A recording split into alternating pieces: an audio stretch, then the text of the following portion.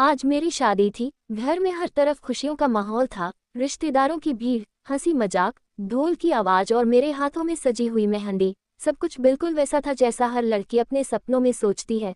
लेकिन इन सब के बीच मेरे दिल में एक अजीब सी घबराहट थी, जैसे कुछ गलत होने वाला हो। मैं दुल्हन के जोड़े में आईने के सामने बैठी खुद को देख रही थी, लेकिन मेरी आंखों में वो चमक नहीं थी जो होनी चाहिए थी, क्योंकि इस शादी में मेरी मर्जी नहीं थी। ये रिश्ता मेरे परिवार ने तय किया था और मैं अपने दिल की बात किसी से कह भी नहीं पाई। कुछ साल पहले मेरी जिंदगी में आरव आया था। हम दोनों एक दूसरे से बहुत प्यार करते थे। उसने मुझसे वादा किया था कि वो हमेशा मेरा साथ देगा और मैं भी उसके बिना जिंदगी की कल्पना नहीं कर सकती थी। लेकिन एक दिन वो अचानक बिना कुछ कहे मेरी जिंदगी से चला गया। न कोई कॉल, ना कोई मैसेज, बस एक सन्नाटा। मैंने उसे बहुत ढूंढा, बहुत रोई, लेकिन वो कभी वापस नहीं आया। धीरे धीरे मैंने मान लिया कि उसने मुझे छोड़ दिया है और अपने परिवार की खुशी के लिए इस शादी के लिए हाँ कर दी। शाम हो गई, बारात आ चुकी थी। मैं मंडप में बैठी थी और पंडित जी मंत्र पढ़ रहे थे। सब लोग खुश थे, लेकिन मेरा दिल जोर जोर से धड़क रहा था। तभी अचानक दरवाजे पर हलचल हुई। सबकी नजर उधर गई और मैंने भी धीरे से देखा। वहां एक लड़का खड़ा था, बिखरे बाल, थकी हुई आंखें और चेहरे पर दर्द साफ नजर आ रहा था। वो आरव था। उसे देखकर मेरी सांसें रुक गईं। मेरे हाथ कांपने लगे और दिल जैसे सीने से बाहर आ जाएगा। वो धीरे धीरे मेरी तरफ बढ़ा और सब लोग उसे रोकने लगे, लेकिन उसने किसी की नहीं सुनी। वो मेरे सामने आकर खड़ा हो गया और बोला, ये शादी नहीं हो सकती। पूरे मंडप में सन्नाटा छा गया। मेरे परिवार वाले गुस्से में थे और उसे बाहर निकालने की कोशिश कर रहे थे, लेकिन उसने जोर से कहा, सच जाने बिना ये शादी मत होने दीजिए। सब लोग हैरान थे कि आखिर ये क्या कह रहा है। मैंने रोते हुए उससे पूछा, तुम अब क्यों आए हो जब सब खत्म हो चुका है। उसकी आंखों में आंसू थे और उसने कहा, मैं तुम्हें छोड़कर नहीं गया था। ये सुनकर मेरे दिल की धड़कन रुक गई।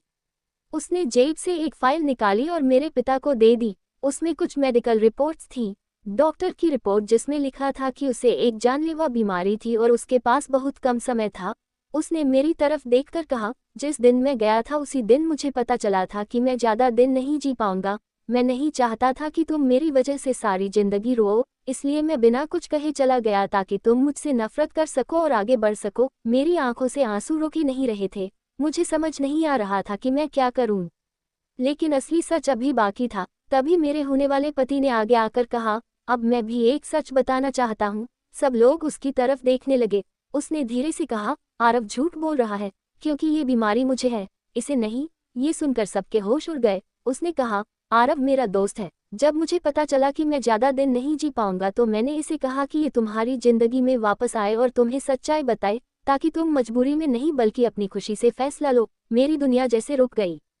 मैं रोते हुए जमीन पर बैठ गई। एक तरफ वो इंसान था जिसने मुझे बचाने के लिए खुद को बुरा बना लिया और दूसरी तरफ वो इंसान जो मुझे खुश देखने के लिए अपनी जिंदगी कुर्बान करने को तैयार था।